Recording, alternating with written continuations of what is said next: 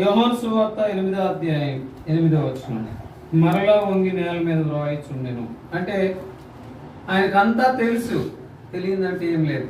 నీ నా స్థితి అంతా తల్లి గర్భంలో రూపింపబడక మునిపే, భూమి పునాదులు వేయబడక మునిపే, ఈ సృష్టి లేక మునిపే నీ సంగతి ఏంటో నా సంగతి ఏంటో బాగా ఎరిగిన దేవుడు.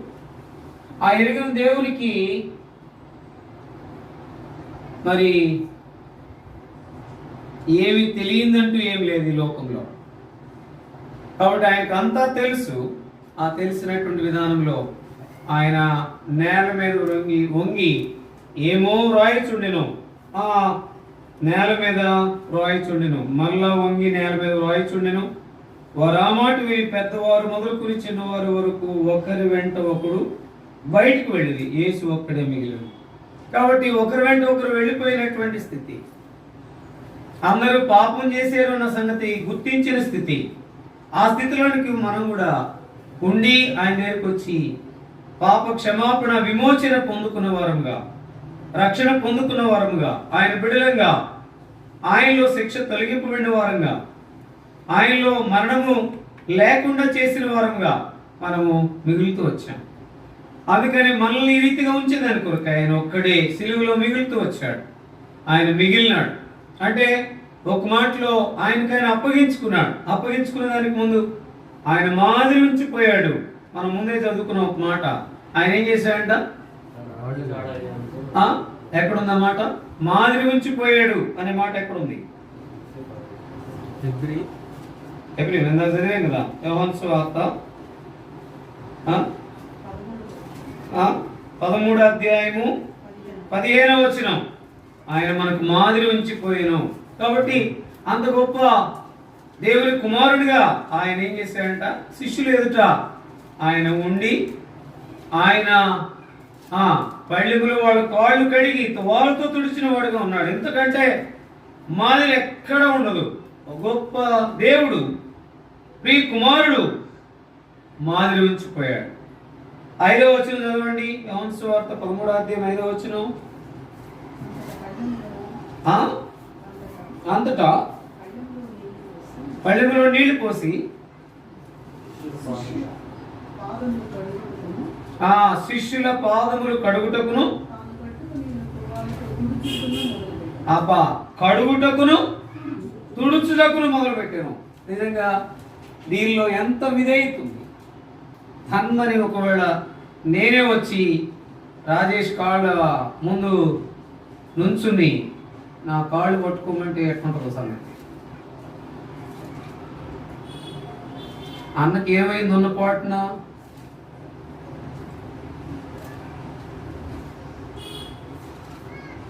లేకపోతే నన్ను ఎత్తుకోమంటే ఎట్లుంటుందో భాస్కర్ ఆయన ఉన్న పాటున వచ్చి నన్ను ఎత్తుకోమంటే? దాంట్లో అనుమానమే లేదు. సేవకుడికి ఏదో అయిపోయింది, దాంట్లో డౌటే లేదు. కరోనా వచ్చి తగ్గిపోయింది అనుకున్నాం కానీ ఆయన ఫీలింగ్స్ ఇక్కడ చూడలేము. ఇక నిన్నే సాక్ష్యం ఇచ్చాను, దేవుడు స్వస్థపరిచాడు, జ్ఞాపకం చేసుకున్నాడు. ఇప్పుడు నన్ను ఎత్తుకోమంటున్నాడు. ఏం చేయాలి? ఆయన ముదిమి వచ్చేంత వరకు ఎత్తుకునేవాడు, ఆయన పాదములను కడిగేవాడు, ఆయన మాదిరి చూపించినవాడు, ఆయన తగ్గించుకున్నవాడు, ఆయన ప్రేమించినవాడు. ఏదో వాళ్ళలో పాల్పొంగులు పొందటం అంటే కాదు. అందుకని దీని అంతట్లో ప్రేమ దాగిందంటే ఏంటి? ప్రేమ దాగిందంటే శత్రువుని ప్రేమించాడు. ఇప్పుడు ఆరాధించే వాళ్ళు, బలలో పాల్పొంపులు పొందేవాళ్ళు ఏముండాలి? ఆయన శత్రువుని ప్రేమించాలి. మనం ఎప్పుడైనా మన శత్రువుని ప్రేమించామా? ప్రేమించి మిత్రులుగా చేసుకున్న అనుభవం మనకేముందా?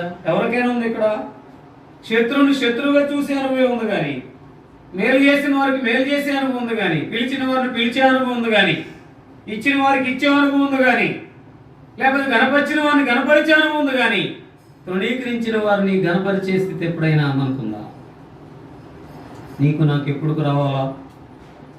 ఒకవేళ వచ్చినా ఎంతవరకు చూపించాలా? కాబట్టి మన జీవితంలో జ్ఞాపకం చేసుకుంటే ఈ అనుభవాలన్నింటినీ మనం చూస్తే ఆయన నిజంగా ఆయన ఏమో ఆయన నేల మీద రాయించుంటే మామూలుగా ఒక్కరు పెద్దవారు మరియు చిన్నవారు వరకు వెళ్ళిపోయారు. ఆ ఒక్కతే ఆమెతో ఒక్కడే మిగిలినను. చదవండి అక్కడ ఆ మాట, అక్కడ ఎంత ఒక్కడే మిగిలిను, ఆమె ప్రక్కన ఎవరు లేరు, ఇంకా అందరూ వెళ్ళిపోయారు. అంటే ఆయన నిన్ను నన్ను ఎల్ల వేళలా ఎవరు లేకపోయినా ఏం చేసేవాడు? ఆయన ఆదరించేవాడు, నీతో ఉండేవాడు, నీతో సహవాసం చేసేవాడు, నిన్ను నడిపించేవాడు, నిన్ను పోషించేవాడు, నిన్ను ఆదరించేవాడు, నిన్ను ధైర్యపరిచేవాడు, నీకు అన్నిటిని తుడిచేవాడు. అయితే ఇప్పుడు ఆయన కొరకు మనం ఏం చేయాలా? ఆరాధన, ఆత్మతో కూడిన సత్యముతో కూడినటువంటి ఆరాధన మనం ఇచ్చేవారు ఉండాలి. అంతకంటే ఆయన ఏది కూడా మన దగ్గర నుండి అవసరమే లేదు. ఇంకొక మాటలు అంటాడు, మీరు ఏదైనా నాకు చేశారంటే ముందేం కావాలి? అది నీ ఎదుటివానికి చేయాలి.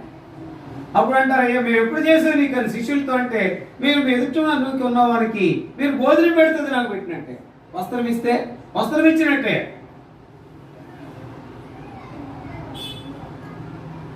ఏదో గొప్ప చెప్పుకోవడం కాదు, కానీ ఎవరికైనా పరిచయం చేయాలన్నా, ఒకరికి ఏదైనా ఇవ్వాలన్నా, ఒకరి దగ్గరికి వెళ్ళి పరామర్శించాలన్నా అది నాకు చాలా ఇష్టం.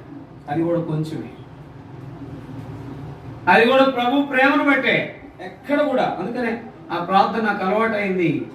మరి ఆయన పేరు ముక్తనాయకం గారు తెనాలికి వచ్చినప్పుడు అన్న, ఎక్కడ మమ్మల్ని కనబడకుండా చేసి నువ్వు మాత్రమే కనబడు. ఎందుకు? మేము చేసేదంతా ఆ ప్రేమను మేము పొందుకున్న దాన్ని బట్టే. ఈ బల్ల చూపిస్తుంది ఏంటంటే, బల్ల మీద ఉంచబడిన ఆయన శరీరానికి సాదృశ్యంగా ఉన్న రొట్టె, ఆయన రక్తానికి సాదృశ్యంగా ఉన్నటువంటి ఈ రసము ఏం చూపిస్తుందంటే, ఎలా పడితే అలా పాలు పంపులు పొందవద్దు. ఆయనలో ఉన్న విధేయత, ఆయనలో ఉన్న ప్రేమ, ఆయనలో ఉన్న క్షమాపణ నీవు నేను 100% కాకపోయినా నేను అంటాను 10% అయినా కలిగి ఉంది. 10% అని ఉందా? చెప్పగలవా? అందుకనే ఆయన పళ్ళెములో అయ్యేసాయంట, కడగటం మొదలు పెట్టాడు, తొడగటం మొదలు పెట్టాడు. ఆయనకి ఆయనే సాటి, ఆయనంత విధేయత, ఆయనంత సాత్వికం, ఆయనంత మాదిరి ఎవరు కూడా లేరు. అయితే ప్రభు తన బిడ్డలుగా ఏం కోరుకుంటున్నాడు? క్రొత్త నిబంధనలు ఏముంది? మనల్ని ఏం చేశాడు? పాత నిబంధన అంటేనేమో శిక్ష, క్రొత్త నిబంధన అంటేనేమో ఆశీర్వాదం. క్రొత్తగా చేశాడు. ఆ క్రొత్తగా ఉన్న అనుభవమే కనబడాలి. పాతది ఎందుకని? పాతది కొంచెం ఉన్నా ఏమవుతుంది? ముద్దంతా పులిసిపోద్ది. ఏముందో అనుకున్నామంటే అంతే సంగతి. అంటే మనం ఏమనుకుంటాము? అదేం కాదు. బాగా అలవాటైన మాట ఏంటి విశ్వాసకి? ఏమో రాజేష్ ఏంటి ఏమంటావు? అదేం కాదు, పెద్ద విషయం ఏం కాదు అది. ఏదైనా అంటే అదేం కాదు. నేను పర్యాయాలు మనం సరి చేసుకునే దానికి బదులు సరిపెట్టుకుంటాం. అదేం కాదని నా జీవితంలో ఆయన కాళ్ళు కడగటం మొదలు పెట్టాడు, తొడగటం మొదలు పెట్టాడు. అంటే కడగటం అంటే ఎవరైతే యేసు ప్రభులో ఇంకా కడగబడిన వారుగా ఉన్నారో వారి దగ్గరికి వెళ్ళి మనం ఏం చేయాలి? సువార్త ద్వారా వారు కూడా ఆ కడగబడిన స్థితిలోనికి రావాలని ప్రయాసపడాలి. తుడిచే స్థితి ఏంటి? ఇంకా వారిని నిజమైనటువంటి అనుభవంలోకి తీసుకురావాలా. నా ప్రభులోకి వచ్చాను, నా పాపం అంతా పోయింది, నా ప్రభులోకి వచ్చాను, నా జీవితం మారింది, నా ప్రభులోకి వచ్చాను, నేను మాదిరిగా ఉన్నాను, నా మాట మారింది, నా చూపు మారింది, నా సంగతి మారింది, నా ఆచారం మారింది, నా పద్ధతి మారింది. కదిలితే మెదిలితే ఆచారం చేసేవారు లేకపోలే.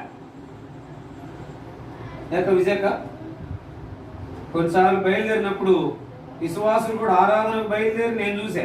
ఆరాధనకు బయలుదేరేటటువంటి గృహిణిని రమ్మంటారు. ఎక్కడికి రమ్మంటారు?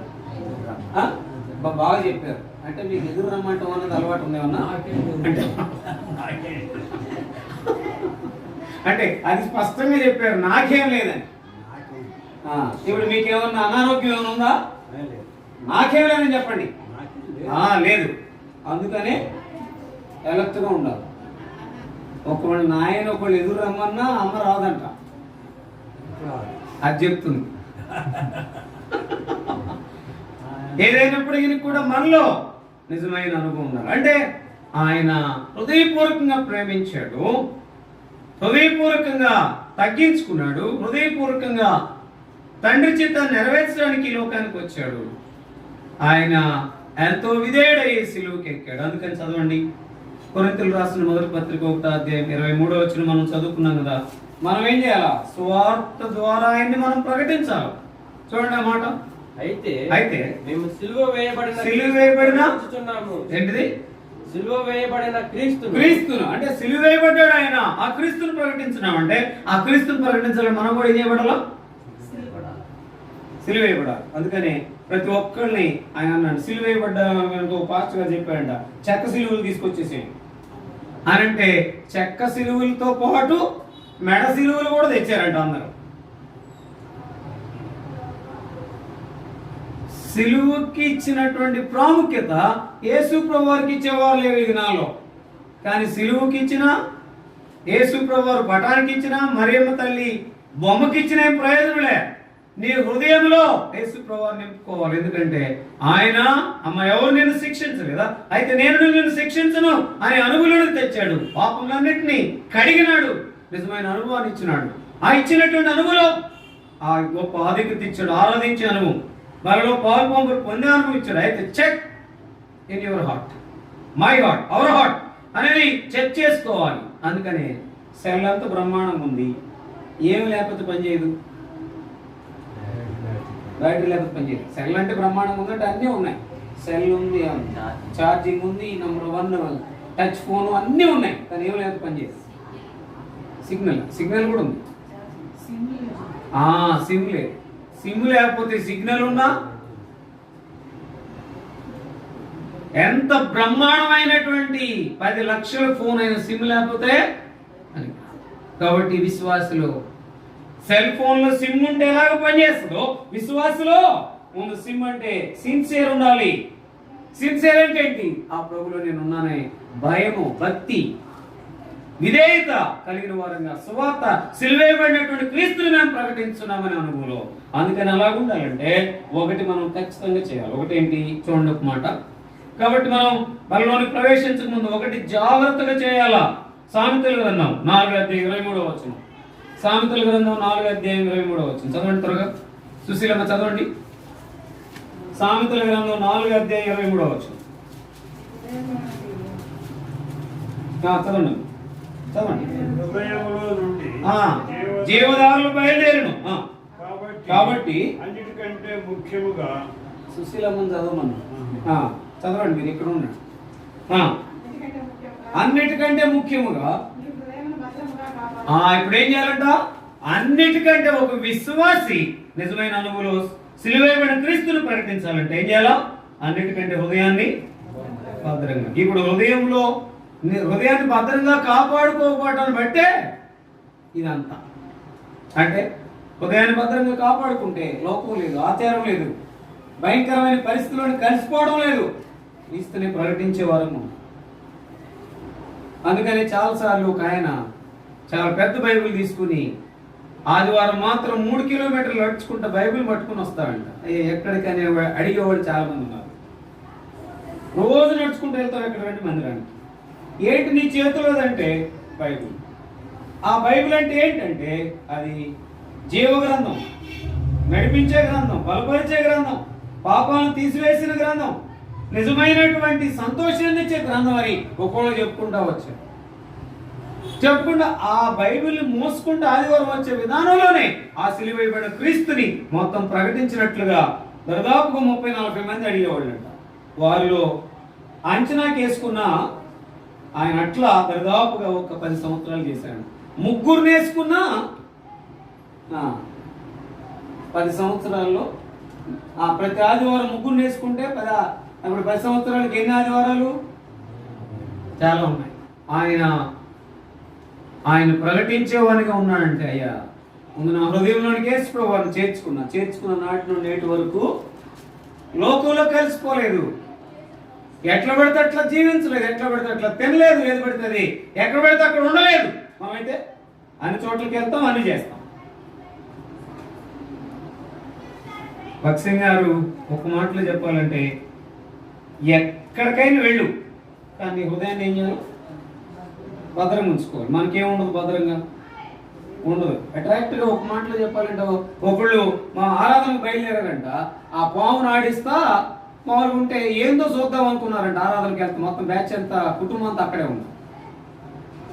వాడు ఆడించే ఆటకి బాగా ఇదైపోయి మామూలుగా మీరు ఎలాంటి వారైనా సరే ఏది కోరుకుంటారు దేవుడు అంటే ఇది కూడా దేవుడే మొక్కుకోండి అని అంటే యజమానుడు మొక్కుకున్నాడు, నా కొడుకు ఉద్యోగం కావాలి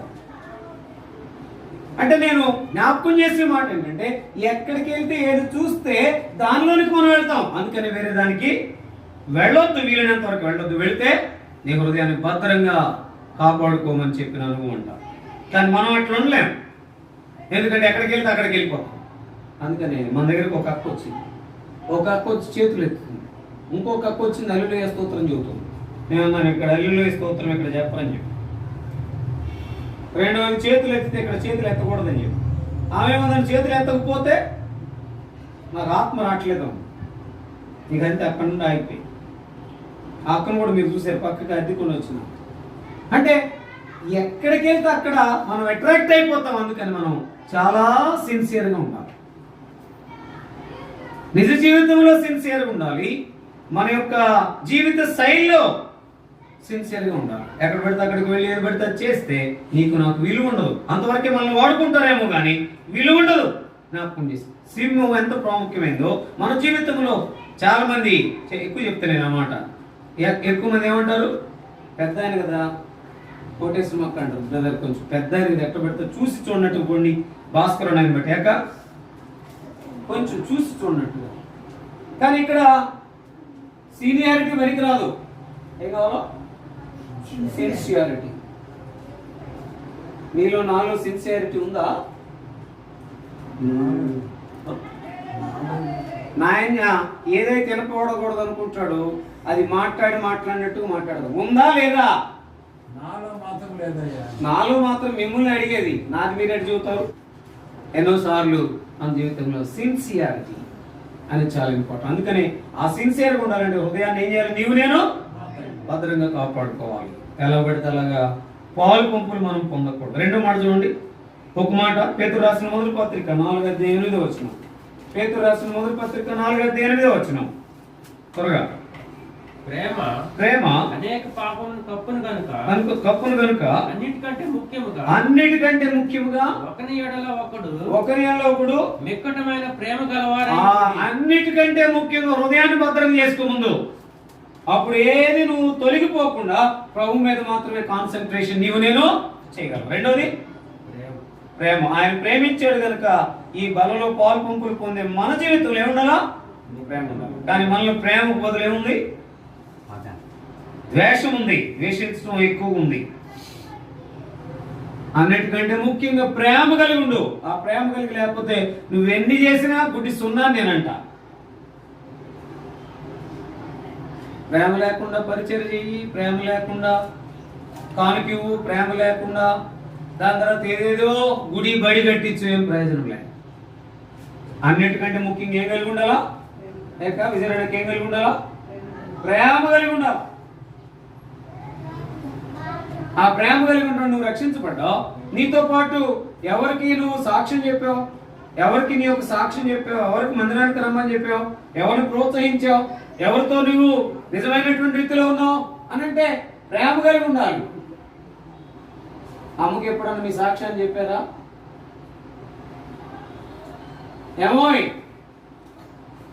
ఏమండారు, ఏం చేశారు అనేటటువంటి డాంబికంగా అడిగిన స్థితి ఉండొచ్చేమో. కానీ ఏమైనా సాక్ష్యం చెప్తారా, నా జీవితం మారిందని చెప్తాను ఎప్పుడని చెప్పారా? చెప్పలేదు. ఏంటిది, చెప్పారా చెప్పలేదా? చెప్పలా. అది ముందుండాల. మనకి ఎంత డాంబికం ముందు. నీవు నేను చెప్పకపోతే, నీవు నేను సాక్ష్యంగా లేకపోతే మనం బయట ఎవరిని కూడా రావట్లేం. చాలా అవసరం. కాబట్టి సాక్ష్యం చెప్పిన నువ్వు ఒక దినాన ఖచ్చితంగా మార్పు ఉంటుంది. గుర్తుపెట్టుకోండి, సిలువేయబడిన క్రీస్తుని మేము ప్రకటించిన మొట్టమొదట హృదయాన్ని భద్రం చేసుకోవాలి. ఏదో పాలు పంపులు పొందుతున్నాం. రెండోది ప్రేమ కలిగి ఉండాలి, అన్నిటికంటే ముఖ్యంగా. మూడో మాట చూద్దాం, చూడండి. తిమోతికి రాసిన మొదటి పత్రిక 2:1 వచనం చూడండి, అందరం కలిసి చూద్దాం. మనం సంపూర్ణ భక్తియు మాన్యత కలిగి నెమ్మదిగాను సుఖముగాను బ్రతుకు నిమిత్తం అన్నిటికంటే ముఖ్యముగా మనుషులందరి కొరకును, రాజుల కొరకును, అధికారుల కొరకును విజ్ఞాపనలను, ప్రార్థనలను, యాచనలను, కృతజ్ఞతాస్తులు చేయవాలని హెచ్చరించున్నాను. ఇప్పుడు అన్నిటికంటే ఏం చేయాలా? ప్రార్థన చేయాలి. బలలో పాలు పంపులు పొందే ప్రతి ఒక్కరూ అన్నిటికంటే ముఖ్యంగా ఏం చేయాలంటే ప్రార్థన చేయాలి. ముందు అన్నిటికంటే హృదయాన్ని భద్రం చేసుకో. నీవు నేను అది చెక్ చేసుకున్నాం ఉందా? అయితే ఇక నుండి అయినా హృదయాన్ని భద్రం చేసుకుంటానయ్యా. రెండోది, ఇక నుండి అయినా శత్రువుని ప్రేమిస్తానయ్యా. ఇక నుండి అయినా భారంగా ప్రార్థన చేస్తాను. నశించిపోయే ఆత్మల కొరకే, రాజుల కొరకు, అధికారుల కొరకు, మనుషులందరి కొరకు ఏం చేయాలంట? ప్రార్థనలను, యాచనలను మాట కూడా ఉంది అక్కడ. విజ్ఞాపనలను, ప్రార్థనలను, యాచనలను, కృతజ్ఞతాస్తుతులు చేయవాలని హెచ్చరించున్నాడు. ఇది హెచ్చరిక. బలవర్తమానం అంటే ఏంటి? హెచ్చరిక. అందుకనే ముందు దేవునికి ఇంపార్టెన్స్. సిమ్ అంటే ముందు సిన్సియర్. రెండోది ఐ అంటే ఇంపార్టెన్స్. మూడోది అప్పుడే నీ జీవితంలో ఏంటి? మిరాకిల్ అనేది మనం చూపించేవారంగా. అక్కడ ఏం జరిగింది? మిరాకిల్ జరిగింది. ఏంటది? ఆ మిరాకిల్ జరిగితే కుష్ఠరోగులందరికీ స్వస్థత వచ్చింది. ఆ మిరాకిల్ని చూస్తే వాడు ఒక్కడే గుర్తు పెట్టుకుని ప్రభు దగ్గరికి వచ్చాడు. మనం కూడా ప్రభు దగ్గరికి వచ్చామంటే కృతజ్ఞత కలిగిన వారంగా మనం వచ్చాము. అందుకని ఆ కృతజ్ఞతలు, ఆ మిరాకిల్ మనం తలపోసుకుంటూ జ్ఞాపకం చేసుకుని నా పక్షాన ఇంత కార్యం చేశాడు ఆయన, అందుకొరకే నా జీవితంలో సిన్సియర్గా ఉంటా, అందుకొరకే నా జీవితంలో ఇంపార్టెన్స్ ఆయనకి ఇస్తా. ఆ ఇంపార్టెన్స్ ఇవ్వడం కొరకే అది సిలువ వేయబడిన క్రీస్తుని మేము ప్రకటించున్నామని అనుభవే ఇంపార్టెన్స్.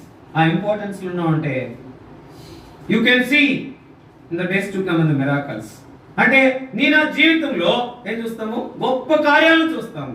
అందుకని ఆ మిరాకిల్ ఏంటంటే మన హిర్మూర్ పక్షాన కరోనా లేకుండా, లేకపోతే కరోనా వచ్చిన సెకండ్ వేవ్ లో కూడా మనల్ని అందరినీ కాపాడుతూ వచ్చాడు. మిరాకిల్ నా పక్షాన చేసింది ఏంటంటే ఆయన స్వస్థపరిచాడు, మరణం నుండి తప్పించాడు. కానీ మన జీవితంలో అటువంటి అనుభవం కావాలంటే ప్రాముఖ్యమైనది ఏంటంటే నేను చూసాను కదా. అందుకనే అన్నిటికంటే ముఖ్యంగా ఏం చేయాలా? ప్రార్థన చేయాలి. ఆ ప్రార్థన చేయడానికి ప్రభు వారు మనకు సహాయం చేయాలి. అంటే మనం పరీక్షించుకోవాలి. ఆ సిన్సియర్ కలిగి, ఇంపార్టెన్స్ కలిగి, రానునాల్లో ఆ మిరాకిల్ చూసేటట్లుగా సెల్లో సిమ్ ఎంత ప్రాముఖ్యం మన జీవితంలో, హృదయంలో అన్నిటికంటే హృదయాన్ని భద్రంగా చేసుకోవాలి. అన్నిటికంటే ముఖ్యముగా ఏం చేయాలా? ప్రేమ కలిగి ఉండాలి. అన్నిటికంటే ఏం చేయాలా? ముఖ్యముగా అన్నిటికంటే ఏం చేయాలా? అన్నిటికంటే ముఖ్యముగా ప్రార్థన. ఇప్పుడు మనం చదివిన దాంట్లో మూడిట్లో ముఖ్యంగా ఉందా? ముఖ్యముగా అంటే ముఖ్యము అంటే ఏంటి? ఇంపార్టెన్స్. ఆ ఇంపార్టెన్స్ ఏంటంటే నిజమైన సిన్సియారిటీ దాగింది కనుక ఆ రీతిగా ఉండటానికి ప్రభు మన సహాయం చేయగలరు.